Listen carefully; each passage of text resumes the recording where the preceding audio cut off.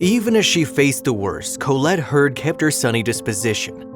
Anybody else would have truly struggled with what she had been through, but Colette wasn't just anybody, and the other people at her hospital had caught on to this.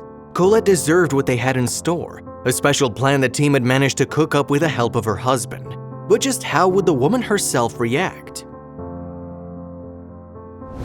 We hope you've got a box of tissues at the ready, folks. You're probably going to need them, as this is quite the tale. Also, if you have not done so already, please subscribe to our channel and click that notification bell to get inspired by these real-life stories every day. Now, back to the story. No one could have foreseen it a few years ago, not even Colette.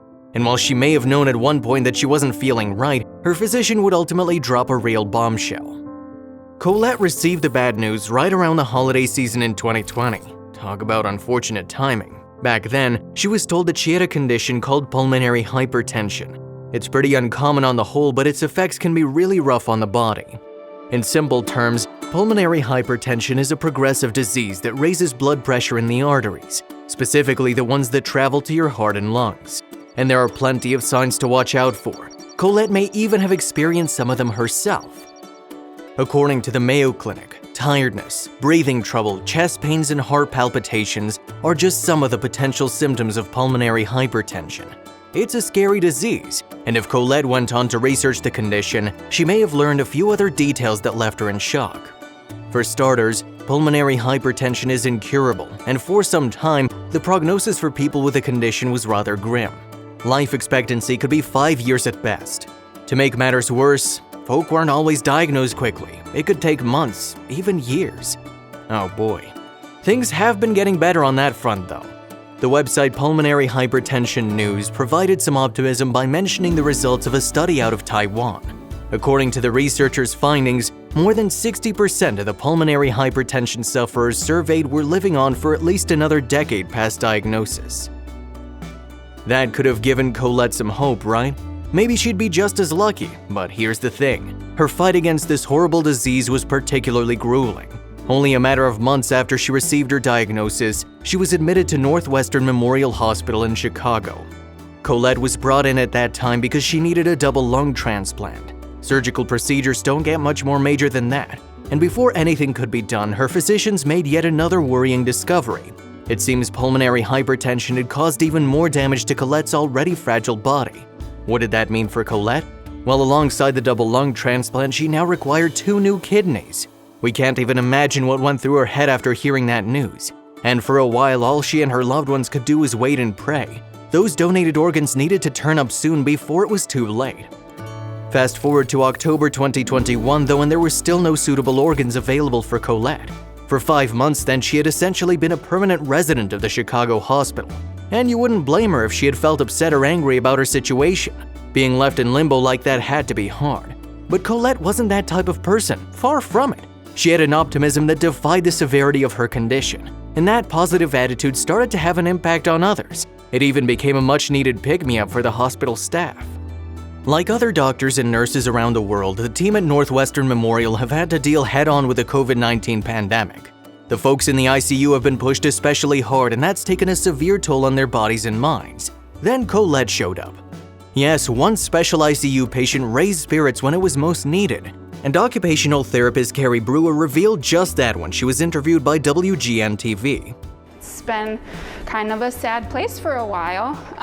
It's very heavy feeling down here. It's been definitely a reminder of what we're doing here and why we're all here and working so hard. She said on October 2021. Carrie was even more glowing in her praise when she spoke to People that month. The ICU worker said, "Colette's a wonderful human. She knows when you're having a rough day. She said to me whenever she goes for a walk, she walks past patient rooms and prays for each one of them. She also prays for the nurses and rehab staff." That's not all Colette's done since arriving at the Chicago hospital. She hasn't just prayed for the hardworking folks in the ICU, she's also attempted to connect with them during heartwarming bedside chats.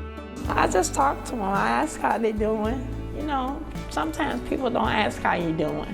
How nice of her, Colette added of the hospital team. Yeah, well, you know what? I know they go through COVID and just a little sunshine in their day, you know?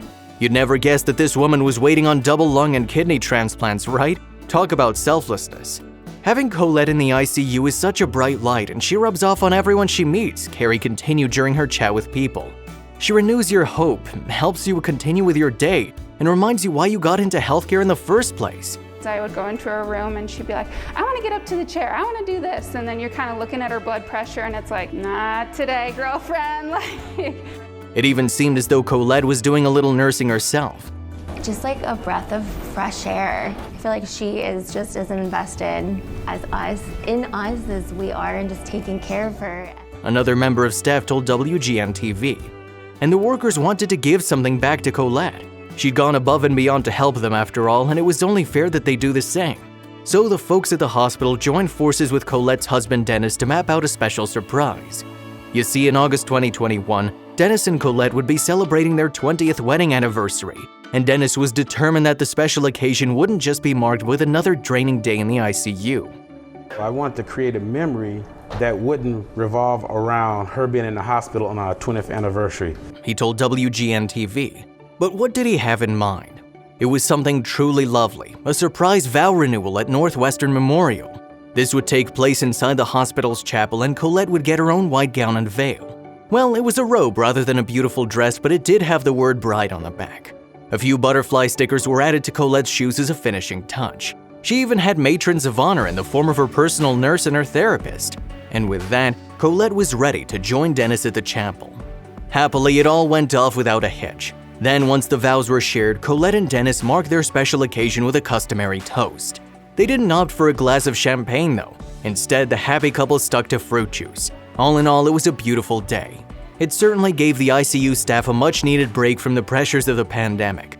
We can only imagine how they felt as Colette prepared for the big moment. Carrie McGarvey in particular must have been thrilled, as she'd been by the bride's side during her lengthy stay at the hospital. Carrie certainly had plenty of good things to say about her patient. She told people, even in an ICU setting, every day Colette wakes up with a smile on her face. Colette is genuine, truly cares, and gives you a nice hanging out with a friend kind of feeling. Mind you, for all Colette's positivity, she did have her own moments of struggle. She was fighting a horrible disease after all, and she'd been waiting for months for those donor organs. Luckily, the ICU staff were there to support her during those dark periods, just as she had done for them, and Colette definitely appreciated.